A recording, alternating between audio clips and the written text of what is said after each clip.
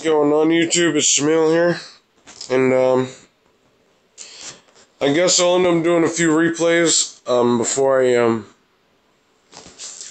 get started with what I need to get started with. But before I start, I'll start by saying my voice is going out, so it's kind of bad. I did a lot of yelling yesterday. I was at this club setting over there in Dallas. I forgot what it was called. It was like all about Kanye West and all that mess. I got dragged there with my brother, but I had a great time. But anyway, what I want to talk about is the future of the meta come Maximum Crisis, and basically how to prepare for Maximum Crisis format, because it will change quite a bit. It'll change pretty drastically,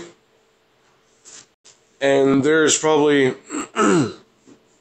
some need to know things for those who aren't prepared for it, or those who are aware of what's to come but don't necessarily know what to do about it. And by that I mean things like BFD, the new Mermail 2-card combo when the Zodiac Leica comes out, the dog.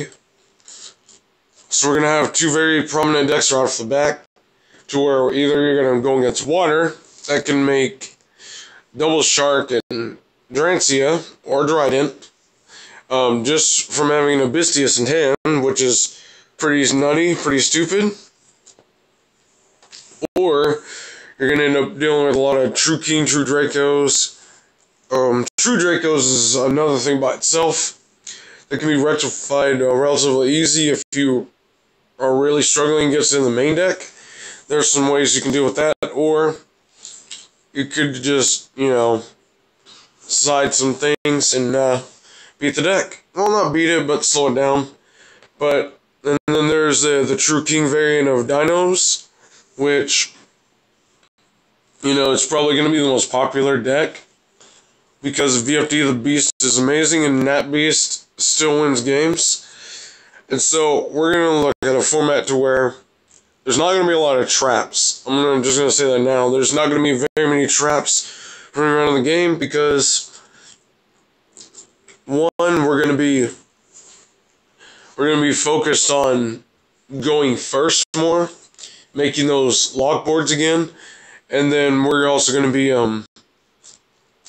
making room for our decks for cards to where if we're not going first, to where we can counteract some of our opponent's plays if they go first. And now one of the things I clearly saw here, that some people have actually started taking the liberty of actually teching in their main decks, is some Psyframe stuff. Maybe, not the deck, but just which one was it? I forget which one it was, the one that negates monster effects from anywhere. People could tech, we'll start teching those, which isn't bad, but you just need to dedicate more space for it, because you're not just playing Delta, you're playing multiple vanillas on top of that. Now, as you're clearly looking on the screen, this is some this is in the Chaos Dragon build. This is a grass Twilight Sworn kind of deck. When Minerva gets reprinted and Twilight Sworns come out, the deck is incredibly good. Chaos Dragons will end up coming up in a bit, but this is without Pulsars and Dark Flares and all that other mess. You can play either or. I think the Chaos Dragon build is probably a little bit better. This deck kills Infernoids, because Punishment Dragon will shuffle everything in the graveyard that's not a Lightsworn, including the opponent's cards. So if they resolve like grass, and you just pay 1,000 and put everything back in, it's pretty sweet. But anyway, so what will we see? We'll see True Dracos, maybe some True Draco Monarchs, because they come really well with them. We'll see more water. Infernoid will still be there, because Punishment Dragon ain't out. Paleozoic, probably Paleozoic Zoo. and we'll see True Kings, True King Dinos. I'll be playing the deck as well, because the Dino stuff is incredibly cheap, and I'm going to just play a different build than the typical build of, Denlong or Jurak Alo or whatnot, because, you can consistently make Denlong and dump one in the grave, but the problem I have with the True King build with BFD, the dinos. You know what? I'm gonna go and stop the replay. Let's get to it. Okay. The build is a little bit more consistent as I hear from people, but I've already noticed a couple of problems. Problem number one being, the deck will rely a lot more heavily on the Earth True King. And if you have a fire one in hand,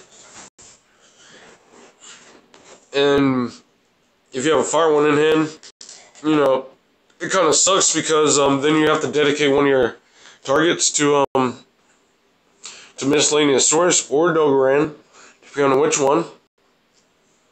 Two, if you don't have a True King, you have to solely rely on this field spell right here, on a Draconic Diagram.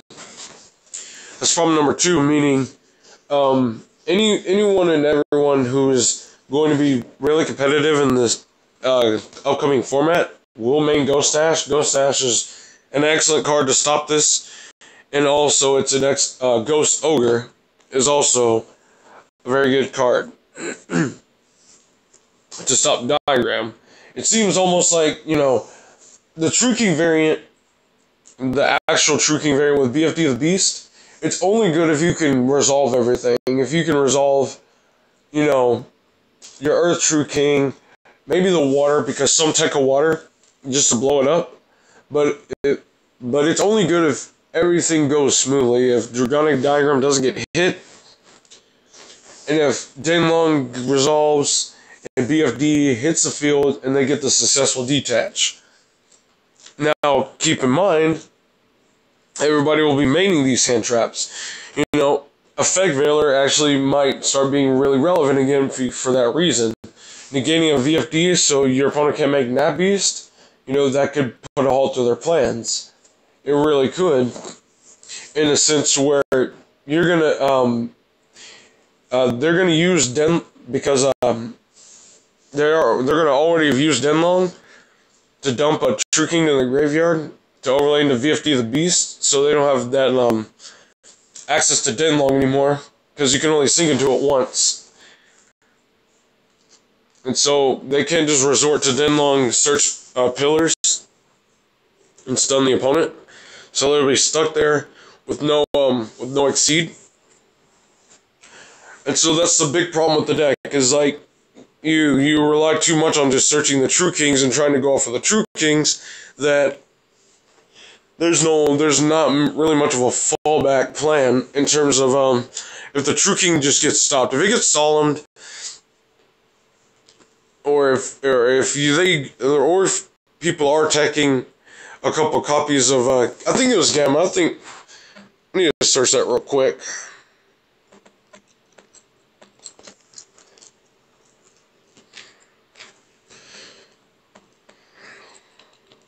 Okay, now let's see, which one is it? I think it's this one. Yep. Now, if somebody has a tech copy of Gamma, after a True King's reveal and you negate it, they can't play another one for that turn. And you're just going to be stuck with an Oviraptor, and that's it. You're going to be stuck with an Oviraptor because they don't play Instafusion, and, all this other mess.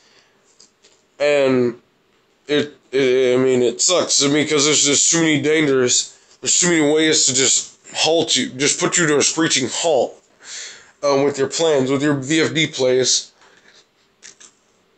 And not only that, but I predict right now that we're heading into a format where we're going to be main decking all these side deck cards, like when ABCs came out, when everybody was maining cherries for ABCs, because the matchup was so prevalent, it was so deadly, that might happen again. I mean, I'm going to test that out. Because I already have, I'm still gonna stick with, Lost Worlds. I'm gonna throw VFDs in my extra deck, but it's not gonna be my sole win condition because making multiple, Logias, or making like Logia, Toad, and Dolka is still extremely powerful. That against the Dino matchup by itself, making Dolka is really all you need against the mirror match. And so if you're going first and you already got your negates in order, like your Logia or a Starlight, which I might just side those if I know I'm going first against the mirror match. If you could just put up Dolka against a mirror match, you pretty much just win. And it's because the only things you need to worry about is the True King. The True King, the ones in hand. And as long as you can negate those, they're not going to overlay. Because again, they took out all the copies of Lost World. They're single-handedly reliant on True Kings to extend their plays, just period. Bottom line. If their True Kings can't go off, they can't extend. And so that's why I feel like, I'm going to stick with the build that I already have. With a few changes, of course, because the meta is changing. So I might just end up main decking some cherries for not only VFD, but for Bahamut Shark as well against the Mermail matchup. So I don't stare down like double Toads. So that can end up putting me in a very, very sweet spot, a really good advantageous point. To where not only do I get to turn off, their VFD, the Bahamut Shark, but I also turn off Nat Beast, Toad. Now, let's say you don't draw these cards. What else could you possibly run for it to benefit you? You could main deck some Flying Seas against decks like Mermail. True Dracos is useless against, so that'd be a dead card. The Earth True King, Lithogasm, he can pop the Flying Sea, so that's why I really wouldn't recommend main decking Flying Sea. And Organic Diagram can pop it too, so that's a problem too. I'm probably not going to use Ghost Ash because the main reason it's going to be stupid expensive and I would need multiples. And so, yeah. If I can't Ghost Ash my opponent, and my opponent makes a board, what's the next best thing? Lava Golem, maybe? Kai Dogaran? I can search it. But if they go BFD, I can't really do much. So, and if they already have Nat Beast, Chalice wouldn't be too much. It wouldn't be the wisest choice either. But it's still a nothy mention to main deck this card still, because if you do end up having to go second and you're getting put up against a VFD, there is still a chance that Nat Beast won't be on the board. So if this is in your hand and you draw and they try to detach on draw phase or standby, and you can chain this, your cards are turned on and you can continue to play. So that's so there's that. And now let's talk about water. The combo is, you just need this and another water to search this Oshabis to summon it. Now, since sending Bystius to the graveyard doesn't cost, Veiler is not going to do much. But what they're going for is they're going for another level 3 and a level 4, which is Abyss Pike, so they can go into they can search whatever they need for Abyss Pike, and then they can go into Invoker and do their Zoo Engine, because they play double Black Sheep in Norden. So Veiler could stop the entire combo just by hitting the Oshabis. In terms of Ghost Ogre, I'm not sure if it works because it says right here, the point of cost is just targeting the Mermail, but the resolution is special summon any level 4 lower Mermail monsters whose combined levels are equal to the level of that monster, and then send that monster to the graveyard. But, well, actually, yeah, that would resolve. You can't Ghost Ogre the Abystius because, well, actually, if you could do that so they don't Oshabiss you, but, you know, chances are they probably have goons. They probably have a Megalo or something like that. So that is a bummer. Sphere mode is incredibly good too, because we're now about to start seeing like 2 to 3 boss monsters that lock your opponent, just hitting the board at the same time. Now keep in mind, raw sphere mode does not have to tribute all 3 of your opponent's monsters. If you have a monster on board, you can sack your monster too, along with like 2 of theirs, but you know, if they went first, you're obviously not going to have any monsters. So keep that in mind. Lava Golem is always a goodie, oldie but goodie, go-to. Dogoran, if you summon Overraptor and then they let it go, you can search Dogoran, sack their stuff for Dogoran. I'm still going to play Lost World because that card's still way too good. Spawning a token, making sure my stuff doesn't get targeted. Not only that, but, let's see. What was I thinking about? Again, making multiple negates is, very, very good. Now, let's see. If this is the build I still have. Now, all these cards right here, if we're going first, let's go ahead and take them out. Now, I guess the Dino matchup. Well, first, I'm going to main Cherries automatically, because I have the space for it. And the Water True King is going to find a place here as well. I might play 1 copy of Dragonic Diagram. I'm pretty sure it's going to be a secret. I really hope not, but you know, who really knows these days? Take out the Fire Fish because now it's actually time to take them out for Dogorans. Because I'll need ways to out my opponent. And also, other opponents might be maining Kaijus of their own. Now, let's see.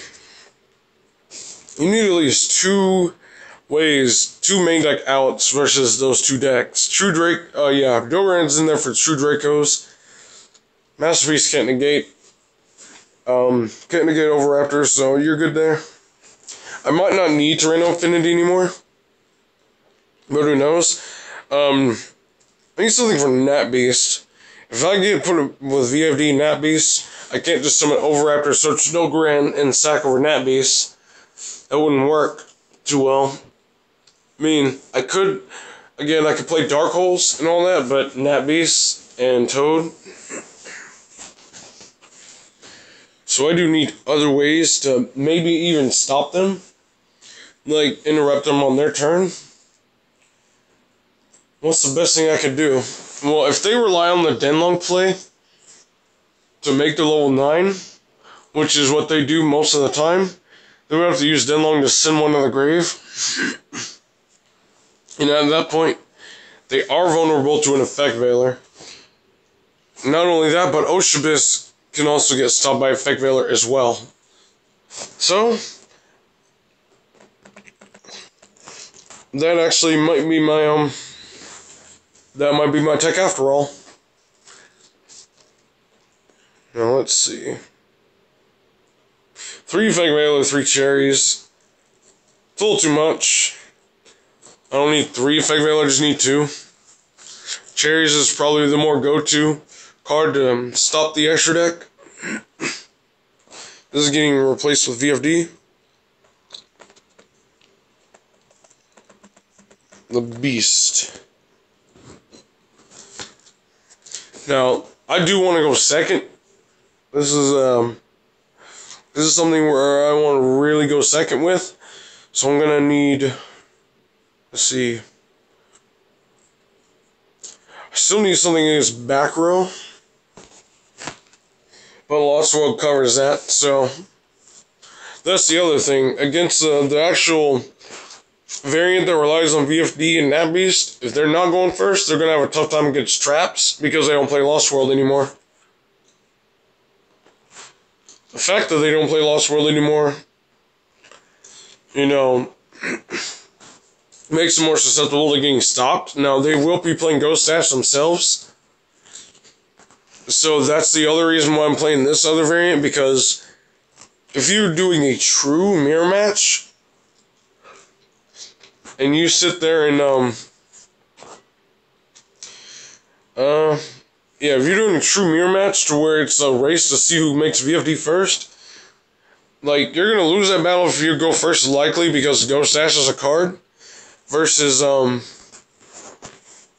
this build where Ghost Dash really won't do much, because I could still go to my rank 4s. So that's exactly what I'm doing. He called 3. Probably thought it was going to be like Terratop or something. I really do wish Insta-Fusion would have been in my hand. It would have been perfect, but can't win them all. Let's see.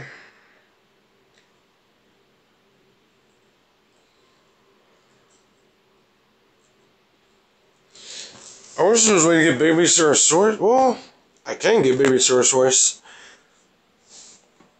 I can get it to the hand.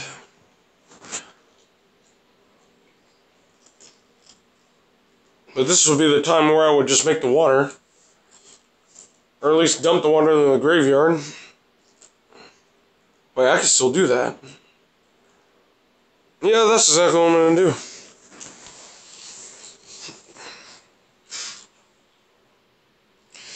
I'm going to send that to my graveyard, and now I'll end up having enough targets for, Miscellaneousaurus.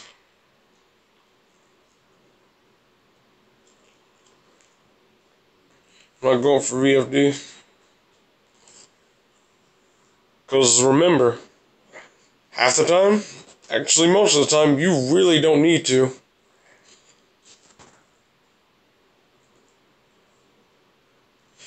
Come on, come on. Finish him.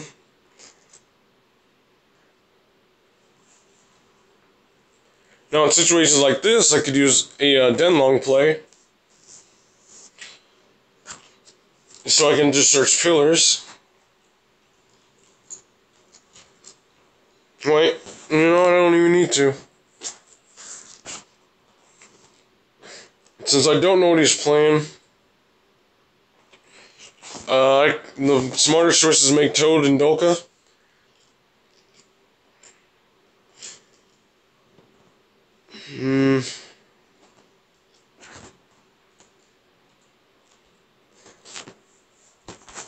I would go into Toad and Logia, but, you know, I do need more negates. Negating monster effects is always good.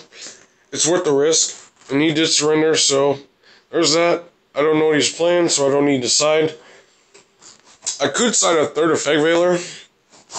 That could actually be really good, really crucial. Now, I do have the cherries, so if he's playing water, if he's playing True Kings, I can stop him. Well, there you go. He's playing dinos. And thanks to me having a main deck cherries, I got him beat. Not only that, but I could also cherries Logia and Dolka in the mirror match as well. So there's not really too much. So you do have plenty of targets to hit in this format, because Toad is also my extra deck as well, because I can go into it with the vanillas, because I never took them out. So you can also use it against Paleozoics as well. So there are multiple uses for main decking cherries. So, oh, he's playing Lost World. Shit. Well, let's see.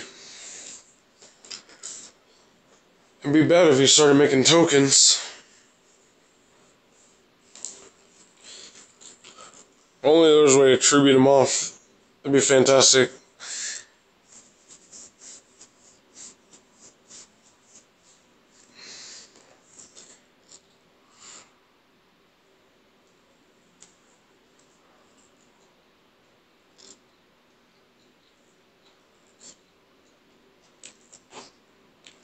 Well, he's got Lost World, alright. Now in this situation, he could easily blow up my normal. Oh, I got a True King.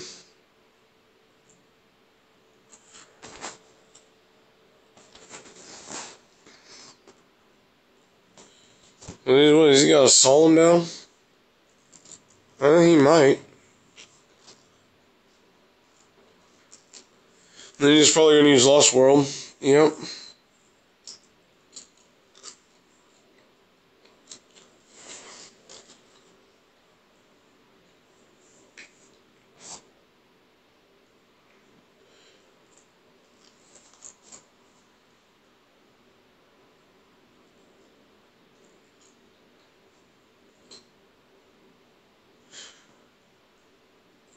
I do wish there was a way to get rid of the Sokins.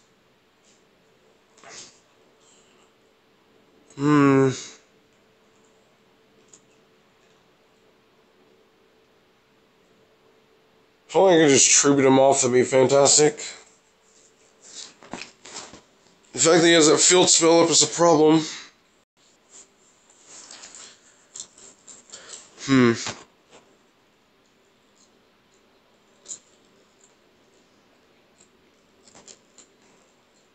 Oh shoot, I have to target this.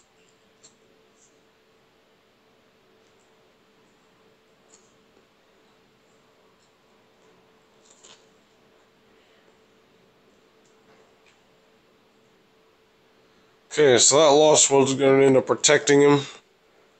Because he went first and he had Lost World. So I'm going to go and just scoop it up now. And let's see. I'm not going to have Twin Twisters for him. And still make him go first.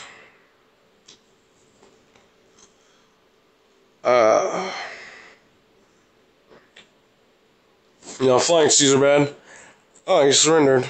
Well, this might be it for me, guys. So, at this point, I will bid thee good night. Take care. Hope you learned a little something on what to do regarding these next few decks coming to the surface. So, yeah. Oh, yeah. Also, Anti-Grave works, too. Keep that in mind. Nacre Valley. And, Abyss Dweller, first turn Abyss Dwellering is probably, it probably should be standard by now. Because Babysitter Sources, all that other stuff, can't, trigger if you have Dweller on board. And or Macro, or Darklaw. So, yeah, there's that. So that's my last piece of, advice to you guys. You guys have a good day. See you later.